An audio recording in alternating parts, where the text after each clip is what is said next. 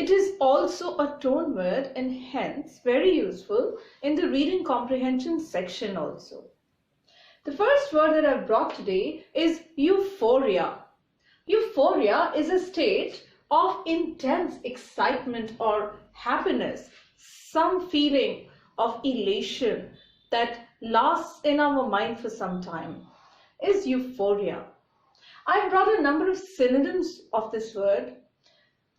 We need to express our happiness in a number of different words. So, euphoria, elation, happiness, joy, joyousness, delight, glee, excitement, exhilaration, exaltation, bliss, rapture, rhapsody, and intoxication.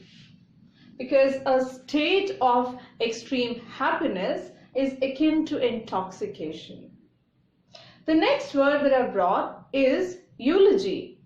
A eulogy is a writing or a piece of writing that praises someone very highly.